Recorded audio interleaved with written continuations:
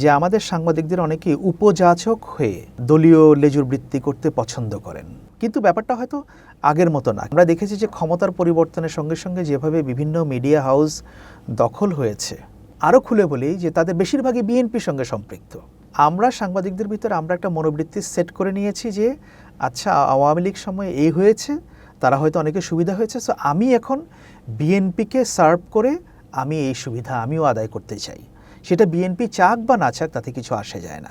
একজন সাংবাদিক কখন রাষ্ট্রের পর্যবেক্ষক থেকে রাষ্ট্রের অংশ হয়ে যায়, এবং বাংলাদেশের সাংবাদিকদের একটি অংশ কেন ক্ষমতাসীন দলের মুখপাত্র পরিণত হয়? এবং আপনি লম্বা সময় গণমাধ্যমের মধ্যে ছিলেন, গণমাধ্যমের মাঠ পর্যায়ের কর্মী হিসেবে কাজ করেছেন, কি মনে করেন বিষয়টাকে আপনি?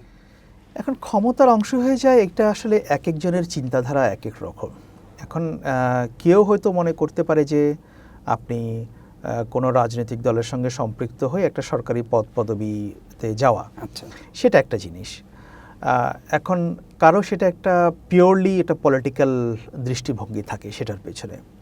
অনেকে ব্যাপারটাকে শুধুই একটা জব হিসাবে নেয়, একটা ডিফারেন্ট রোলে আমি গেলে দেখি আমি কিছু অভিজ্ঞতা অর্জন করব, রাইট। সেটাও তারা নিতে পারে। আর যখন সরকার কেউ গঠন করে, কোনো রাজনৈতিক দল গঠন করে, মানে রাজনৈতিক দল যখন সরকার চালাবে তখন তো তার বিভিন্ন শ্রেণী পেশার লোকজনকে নিয়েই চালাতে হবে। রাইট।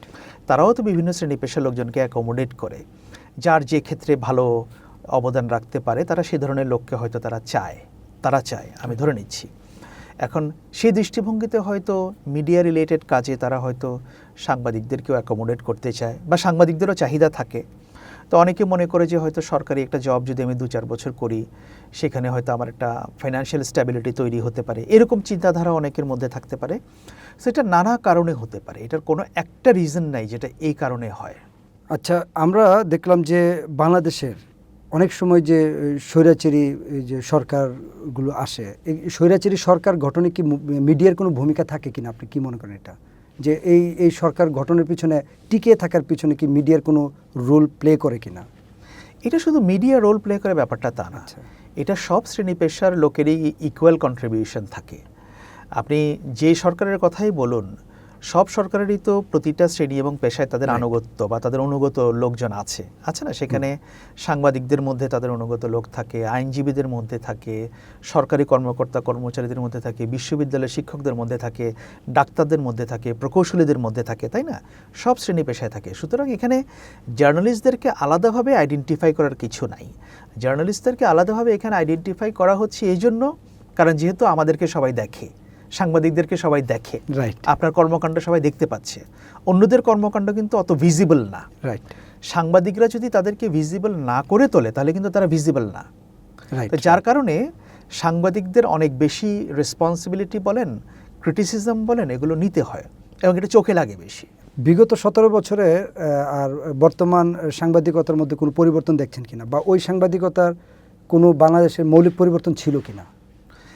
বিগত 17 বছরের সাংবাদিকতা আর এখনকার সাংবাদিকতা, আপনি যদি সাংবাদিকদের দৃষ্টিভঙ্গি থেকে, আমি মিডিয়ার দৃষ্টিভঙ্গি থেকে দেখি, আমি সেরকম কোনো পরিবর্তন আমি দেখতে পাচ্ছি না। আচ্ছা, কারণ হচ্ছে যে আমার কাছে যেটা মনে হচ্ছে, এটা হয়তো অনেকে আমার কথা রাগ করতে পারেন, যে আমাদের সাংবাদিকদের অনেকে উপযাচক হয়ে দলীয় লেজুর বৃত্তি করতে পছন্দ করেন।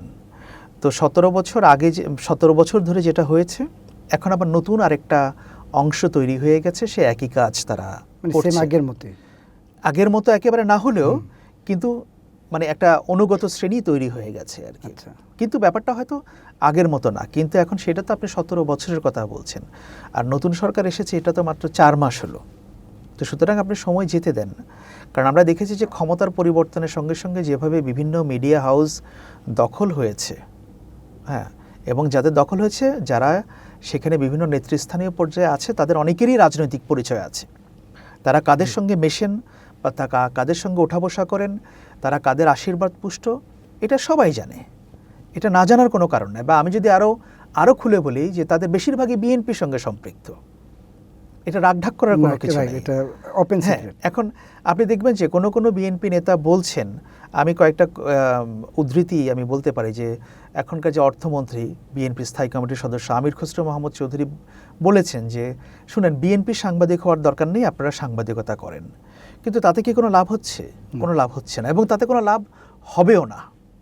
কেননা হবে না? কারণ আমরা সাংবাদিকদের ভিতরে আমরা একটা মনোবৃত্তি সেট করে নিয়েছি যে আচ্ছা আওয়ামী লীগ সময়ে এই হয়েছে, তারা হয়তো অনেকের সুবিধা হয়েছে, সো আমি এখন বিএনপিকে সার্ভ করে আমি এই সুবিধা আমিও আদায় করতে চাই। সেটা বিএনপি চাক বা না চাক তাতে কিছু আসে যায় না, কিন্তু আমাদের মধ্যে অনেকে সেটা করবে এবং অনেকে সেটা করছে।